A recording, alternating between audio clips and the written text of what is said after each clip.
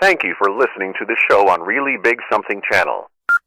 May 2nd, 2018. The Kuhner Report is powered by Kelly Financial Services, cleaning up your financial bull. Get the peace of mind that you deserve at Kelly Financial Services. 105 here on the great WRKO, the voice of Boston, Jeff Kuhner, Boston's bulldozer. Okay, my friends, it is now my distinct honor and privilege to be joined by Dr. Scott Lively. He, as you know, stunned the Republican political establishment by getting nearly 30% of the vote of delegates at the Republican State Convention. You only need 15% to get on the ballot to challenge Governor Charlie Baker, i.e. Charlie Faker. He got almost double that. He is now going to give Governor Faker a run for his money. Scott, Dr. Lively, thank you so much for coming on the Kuhner Report. It's an honor to be with you. I love your show. Oh, thank you. Thank you, sir. There's a lot I want to ask you. There's some very important issues that are afflicting us here in the Bay State. However, I hate to do this, but I just want to get it out of the way. There was a despicable hit piece Tuesday on the front page of the Boston Globe. It's amazing. Yeah, it is. You do so well at the convention, you stun Baker, and then his hacks. It was an obvious hit piece by his people in the Globe. And so they talk about this case that you actually won. Won, whereby about Uganda and apparently some group or pro-Ugandan LGBTQ group was suing you for allegedly being homophobic and saying disgusting things about gays and lesbians. Of course, you won the case. They didn't have any jurisdiction to try the case. However, you're appealing the case even though you won, because you're saying the judge made all kinds of disparaging comments about you. Well, you're right. If he doesn't have jurisdiction on the case, then he has no business opining on the merits of the case. And I just want to throw one quick quote in, and I want you to answer. They got this in before the jump, right? Mm-hmm. So they want to make sure they give you a good shot before you have to read inside the paper. The judge referred to you and your views on gays, lesbians, transgender people as, quote, odious, and that's the one they loved, crackpot bigotry. So let me ask you point blank. The Globe is calling you a bigot. They're urging Baker to attack you as a bigot. Are you a bigot? I'm absolutely not a bigot. I care for homosexuals. I'm opposed to the homosexual political agenda.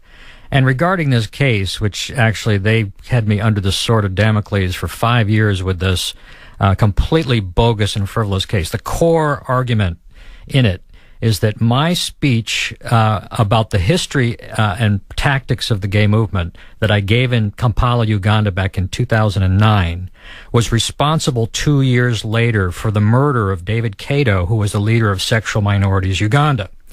And so they brought a lawsuit in U.S. federal court against me for crimes against humanity, arguing that my free speech and nonviolent speech was responsible for this man's murder. This is after the young man who actually committed the murder was arrested, confessed, and was serving time in a Ugandan prison for 30 years. He turns out to be a gay prostitute who was bailed out of jail by Cato to be his live-in lover and houseboy.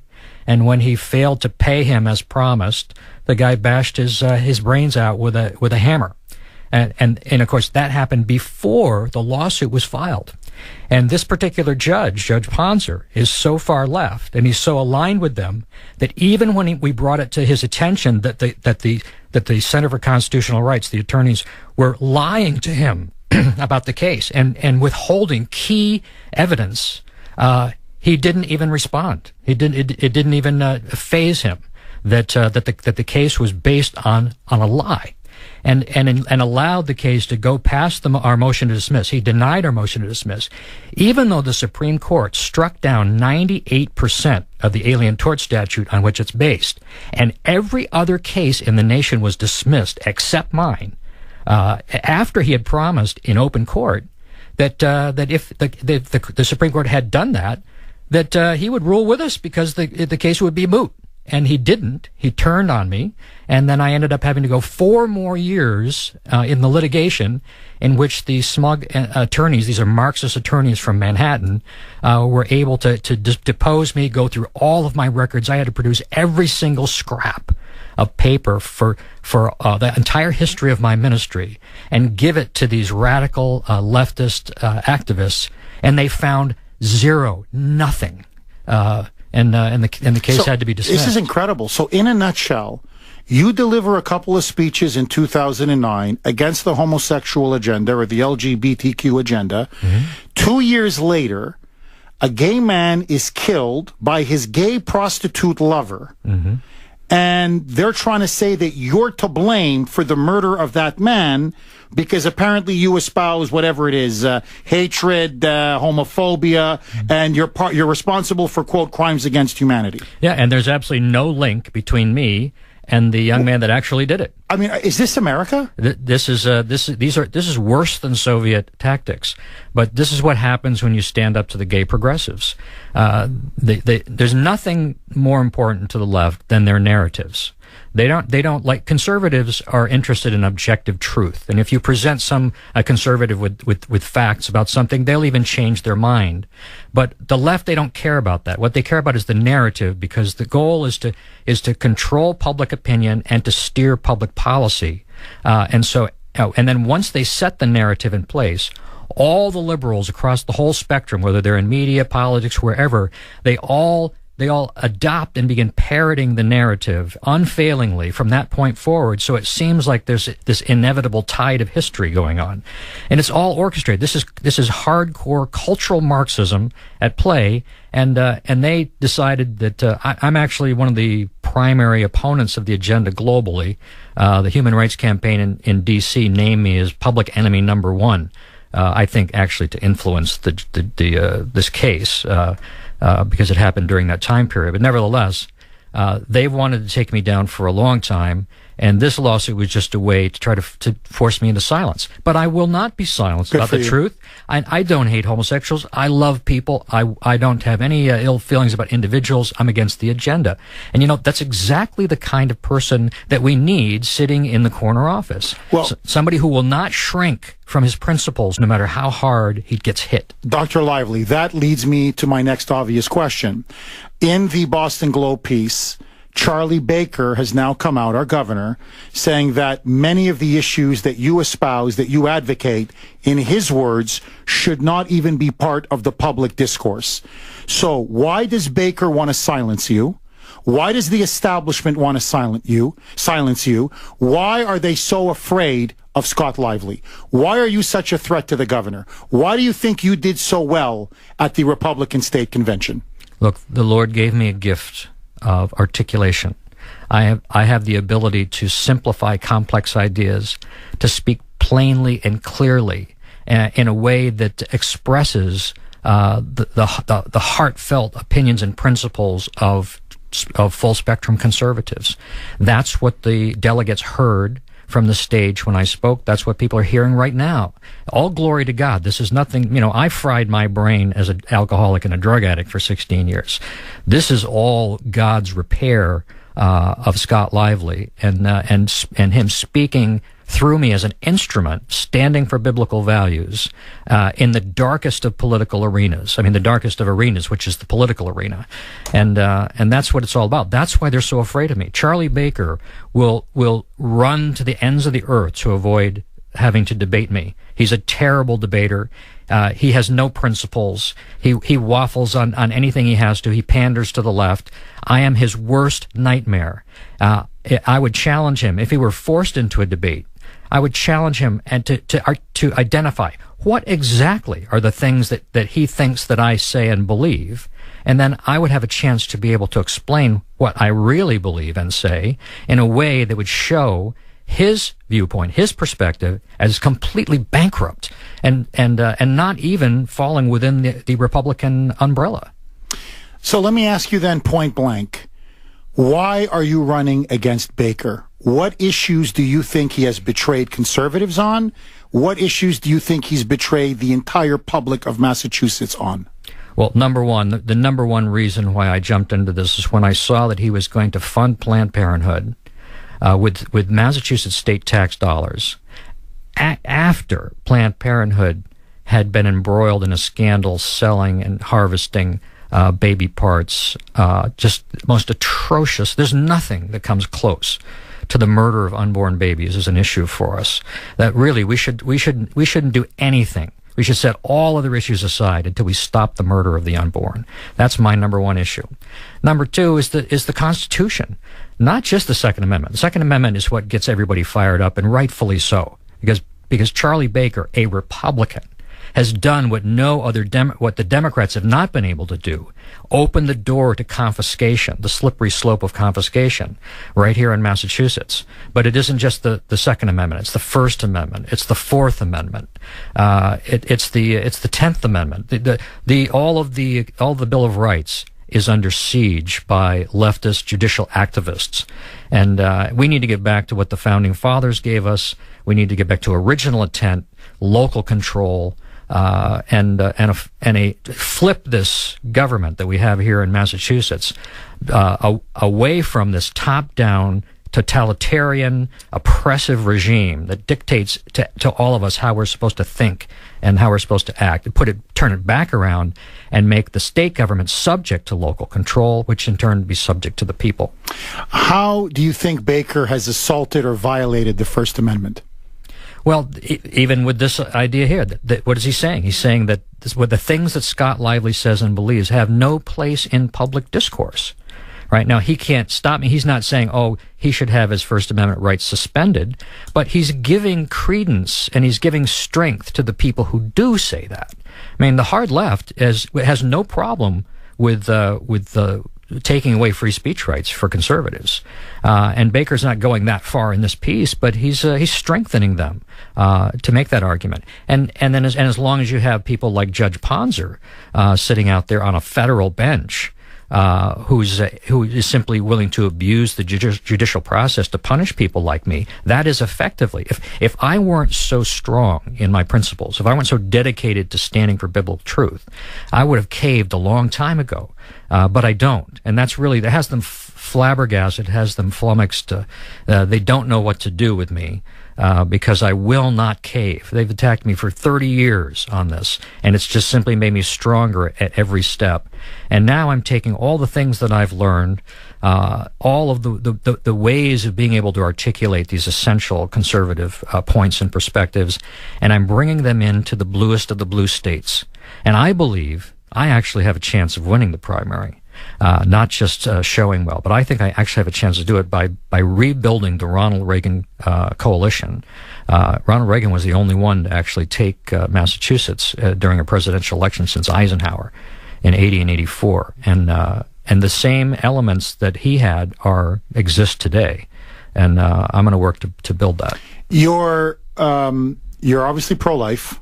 Mm-hmm. You're pro-marriage. Yes. You are pro-Second Amendment. You're pro-gun rights. Mm-hmm. You're for tax cuts. Absolutely. You're for limited government. Yes. What are your feelings on illegal immigration? Well, an immigrant is someone who comes to the front door and knocks and asks to be let in, someone who wants to live under the rule of law of America. And we have very generous immigration policies. Someone who jumps over the back fence and breaks through a back window is not an immigrant. They're an invader, and they need to be deported. That's my position. Sanctuary city mayors and others who are giving, who are facilitating these criminals avoiding, federal deportation proceedings, should be held criminally liable for the crimes committed by these people. They're in essence making chumps out of every single person who's standing in line doing it right. They're undermining the very concept of the rule of law. And they're allowing criminals and terrorists to bypass the vetting process and then giving them a place to operate from inside of cities where there's millions of people are living. It's just simply this is why the left has to be defeated. You can't reason with them. They don't reason. They only care about their narrative. You have to beat them. You have to take them out of the seats of power, and you have to put people in their place, replace them with people who actually hold reasonable views, who are rational in their thinking.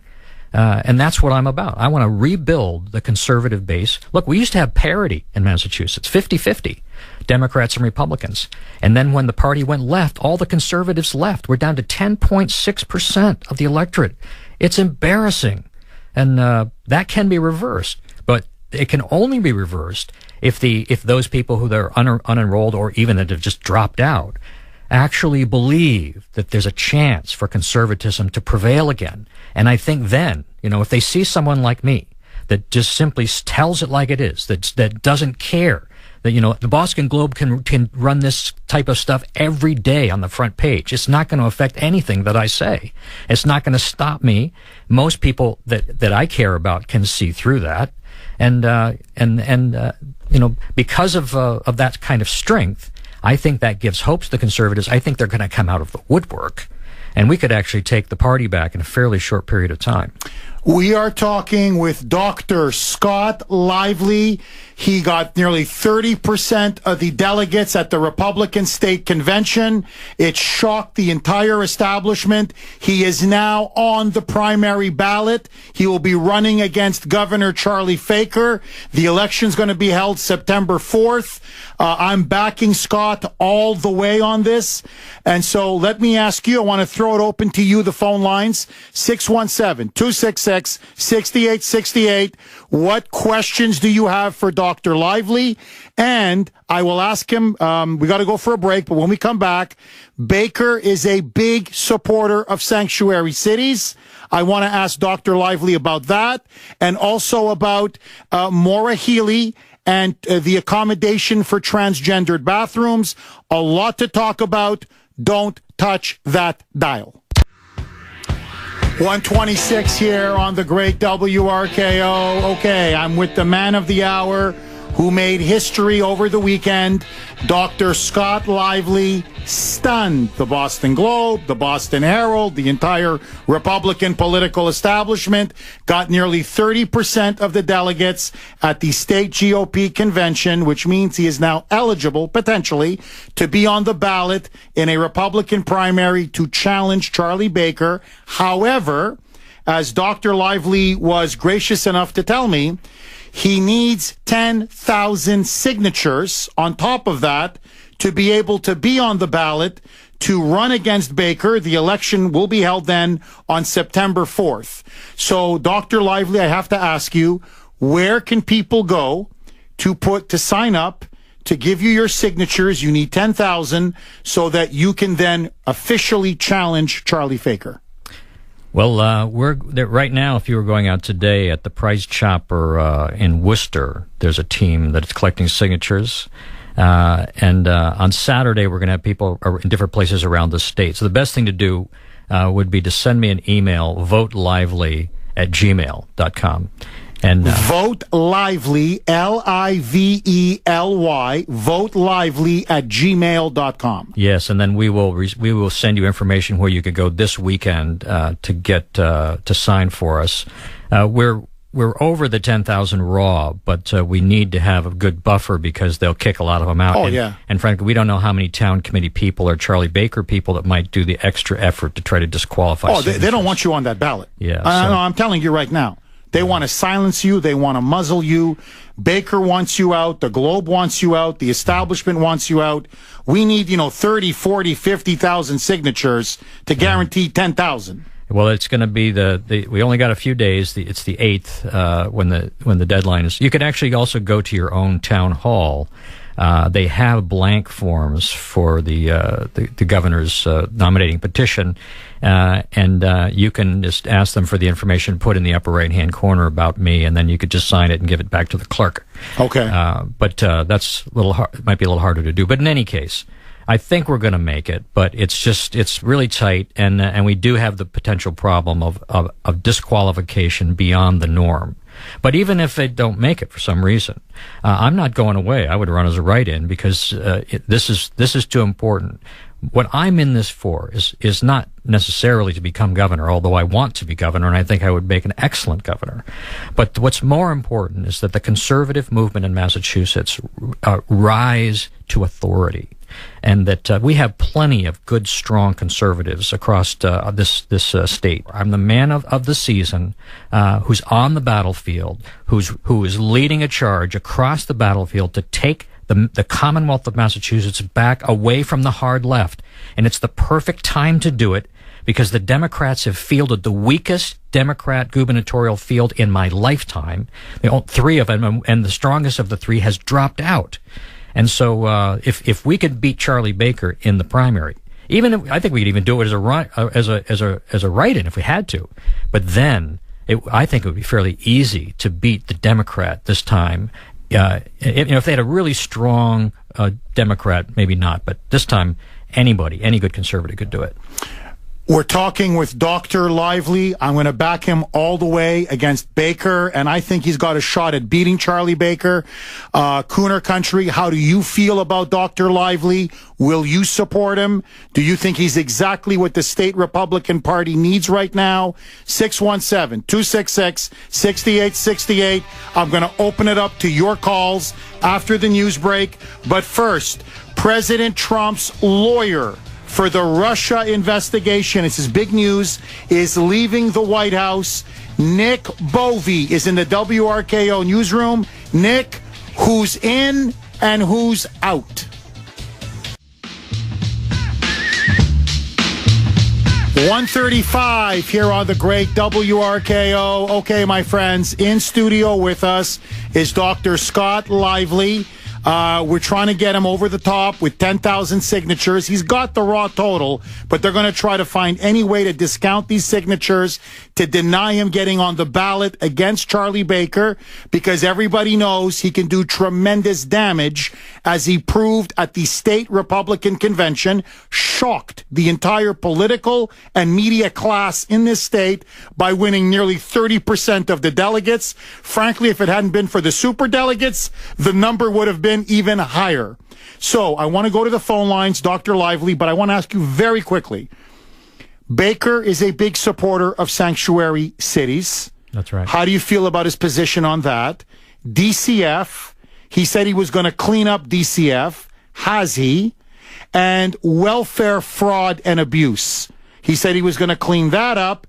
And I look at DCF, I look at infrastructure, I look at welfare, I look at illegal immigration. It's as if Deval Patrick never left office. Right. Am I wrong? No, it's atrocious. That's why so many people are angry with Charlie Baker. He's trying to have it both ways by being against sanctuary state, and I challenged him on that at the convention. You can't have it both ways, Charlie. He wouldn't go and meet with Vice President Pence. Wonderful guy. I don't know him, but you just see he's exemplary. And Charlie Baker couldn't take half an hour out of his day to go honor the vice president. And 2 weeks later, he's up accepting an endorsement from Dan Rivera in Lawrence, one of the 23 worst sanctuary cities in America, according to the Justice Department. That sent a warning letter out. Sanctuary cities are an affront to law and order, if I were governor, I would bring in the federal government and assist them to take down the sanctuary cities, because they're essentially breaking federal law, immigration law, and I wouldn't tolerate it myself. DCF, people should be in jail. Literally, people should be in jail for what they've done to the kids with DCF. It's unbelievable. I think the thing should be abolished and rebuilt in the local. In fact, I would actually flip everything around and do local control. The revenue stream, instead of top down, bottom up, the local governments take first priority, and then sort of community federalism. The state government is shrunk all the way down to only the things that are needed at the state level: prisons, roads, and that everything like social services, taking care of the families, DCF kids, and all that, local control. That we would do so much better that way. Every time you put this is Soviet communism, really. The idea that the state owns the children. And DCF is the poster child for Soviet communist ideology in Massachusetts. Welfare, fraud, and abuse. Well, it's Obama made it so easy to cheat with welfare, and unfortunately, I run an inner city mission in Springfield, probably the most broken down city in Massachusetts. A lot of people there have really no choice. That the left keeps the disadvantaged, the bottom strata, intentionally enslaved to government dependency. Now, it doesn't mean that some people aren't abusing that as well, but there aren't very many options for people. Fraud must be prosecuted, can't be allowed. But let's liberate the inner cities. That's really the thing that needs to happen. Bring in conservative ideas, entrepreneurialism. Let's help these people that are currently enslaved to government dependency become so empowered through entrepreneurialism, their own businesses, that they actually own the businesses in the inner city, and that it isn't a bunch of corporate franchises that all the money's leaving the state. It's actually the people that live there that are prospering, and all the boats are rising on that tide. That's my focus. Brilliant. I couldn't agree more. I just want to say one final thing, and I want to throw it open to the phone lines. To everybody listening out there, Kuhner country, I've been in this state now for 6 years. And for 6 years, I've heard repeatedly, again and again, that we never have a viable conservative alternative. Well, we now have one. He's the genuine deal. He's willing to take on Baker, the rhinos, and the entire corrupt, liberal, political, and media establishment in this state. If not us, who? If not now, when? I'm encouraging all of you, please sign, get out there, get as many signatures as possible. You can also email Dr. Lively at votelively, Lively, votelively@gmail.com. We've got a conservative fighter. He's got our back. We need to have his back. Lines are loaded. Mary in Westwood, you're on with Dr. Scott Lively. Oh, yes, thank you. Good afternoon, Dr. Lively. Hi there. And Jeff, my son-in-law and grandson were actually at that convention on Saturday, and I think my grandson was the youngest delegate, and he is so excited about you. Oh, wonderful. And he's from a very large family, so... Oh, that's great. Mary, do you have a question for Dr. Lively? No, I heard all about him on Monday.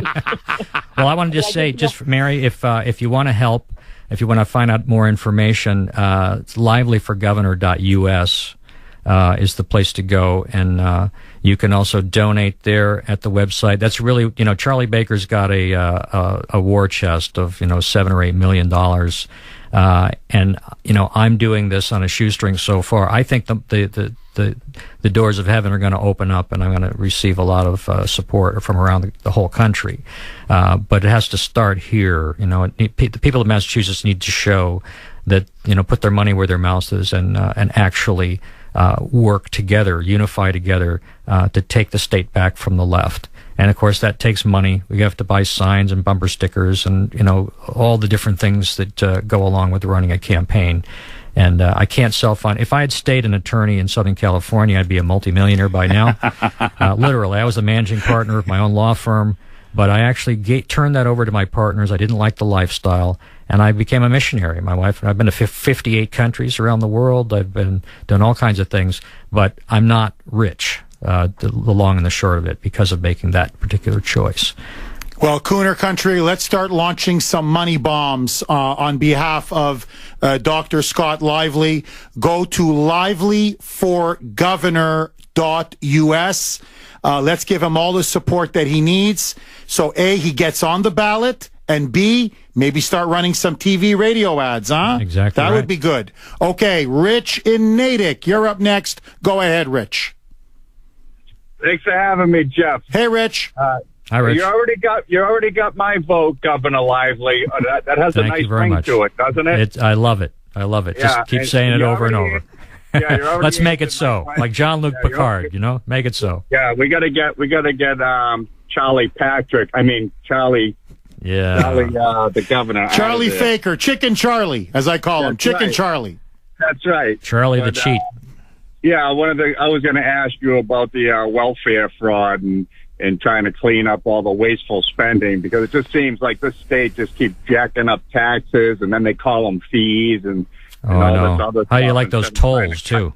Oh, man. Instead of trying to cut down on all the wasteful spending and the fraudulent welfare recipients and, the fraudulent claims for disability and all of that type of stuff. Yeah. Well, I've got a phrase that encompasses all of those categories you just mentioned. Real simple. Audit and prosecute. Audit and prosecute. That's what has to happen. Massachusetts has had a marriage of government and organized crime, going all the way back to the Kennedys, really. But the longer it goes, the more deeply entrenched it is.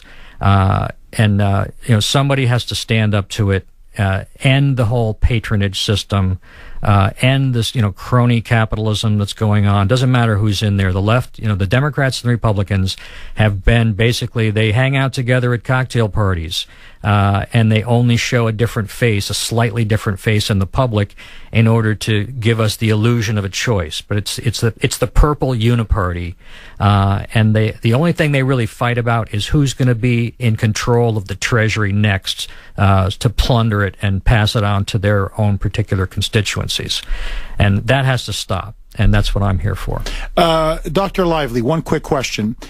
You mentioned welfare, you mentioned illegals, I agree. What do you make of the fact that in Massachusetts, we spend $2 billion a year of taxpayer money on welfare and health benefits for illegal aliens? Can we sustain this, or are we just going to go broke? No, it's ridiculous. All of those people, you know what I would do? Those who came in the country illegally, the trespassers, the invaders, they need to be deported, straight out. We don't owe them anything. Just get them out of here. They should go stand at the back of the line like everybody else. And if we're generous, we won't count their trespass against them. But the DACA kids, the ones who came in here with their parents who really are not morally culpable, we should be taking some of that money and sending them back where they came from with repatriation grants.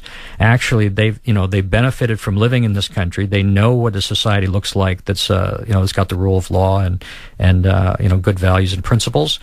Let's help them to take the seed and plant it where they come from. And take some of that $2 billion, generously, and help them to actually to make the place they come from like here, so people don't have to, they don't think they have to leave there and come across the border. The world should be following the model of the United States, not coming to be in the United States. The wall. Are you a supporter of Trump's wall? Absolutely. If I become governor, I will be the most pro-Trump governor in the United States. In fact, I will fight for that position. If anybody else wants to come up and say, no, I'm more Trump, no, I will, I'll do what it takes. I think President Trump is a genius. I think that, even if he never did a single thing except stop Hillary Clinton and the Clinton crime family from taking control of the White House again, then he would deserve our undying praise and affection for the rest of his life. But he didn't just do that. He's actually draining the swamp. He's taking on, and he doesn't need to do this, right? He could be playing golf every day. Oh, in Mar-a-Lago, he could be. I mean, he's a multi-billionaire, many times over. And yet here he is, and sacrificially fighting against corruption in Washington, D.C., taking everything that they hit him with, standing up to it, punching back. It's just so encouraging and inspirational. And I just take, I love the guy. I never liked him before. I never trusted him as a New York liberal. But when he became an authentic conservative during the 2016 campaign, you could see the transformation of the man. It was a conversion. Yeah, it was right in front of our eyes, and I think he really had an encounter with Jesus Christ. That the Pence factor and all that. There's so many Christians at the core of the administration, and it's that I think was what changed Donald Trump. And the man he is now is not the man he used to be. The stuff they're going after him for is stuff he did when he was the old man. And but the new man is his integrity and it's exemplary. Well said, Dr. Lively. Brad in Brookline, you're up next. Go ahead, Brad. Yeah. You see, when Dr. Lively did run last time, I did vote for him. I didn't want Charlie Baker in. I must have been one of the few people who did vote for him. Brilliant man. Brilliant man. You're a man ahead of your time, Brad. You're a prophet, my friend. Unfortunately, well, he mentioned Trump. Until Donald Trump, I mean, there's a saying in one of the Die Hard movies that I always hate it when I'm right. Well, when Trump got elected, I do not hate it that I was wrong. Put it that way, if you know what I mean. There you go. Yeah, good. That's good. Brad, you have any questions for Dr. Lively? I don't want to force you. I'm just asking. It's just that I have his book, and actually it was autographed to my Which one? brother. Yeah, which one? I was going to ask you which one. The Pink Swastika. Oh, okay. Yeah. That's co-authored by my Orthodox Jewish Holocaust researcher partner, Kevin Abrams, from Canada. Oh, really? Yes. So, Canuck like me. Yeah, except he's on the other side. He's in BC. Oh, he's in BC. Okay. It's just that I hope. I don't know. Is there any place where there's signatures or things so I could get to one? I mean, I'm not in Worcester. Well, send me an email at votelively@gmail.com, and we're going to be having a meeting tomorrow night and in Springfield, and I will have a better idea where people are out collecting signatures. But you could go to your town hall and get a blank form and fill it out there.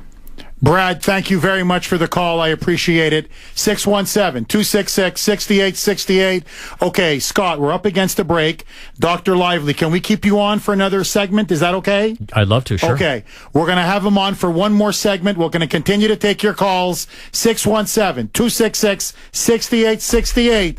The man who could upset Charlie Baker and launch a political miracle. Dr. Lively in studio with your calls next.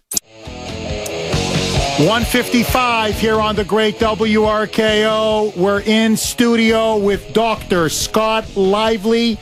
He is challenging Governor Baker for the Republican primary after his stunning result over the weekend.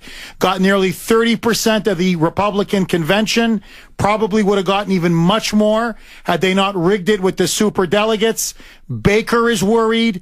The Republicans the rhinos anyway, are worried. The Globe is worried. Do you support Scott Lively? Russ in Boston, you're up next. Go ahead, Russ. Dr. Scott Lively, may God give you the strength to put up this good fight. Thank you. And I want to tell you, I became a delegate. I was there at the convention for one main reason. It was to get you on the ballot. You know, you gave your speech. You electrified the convention. And it was no surprise to me that you got 28% of the vote.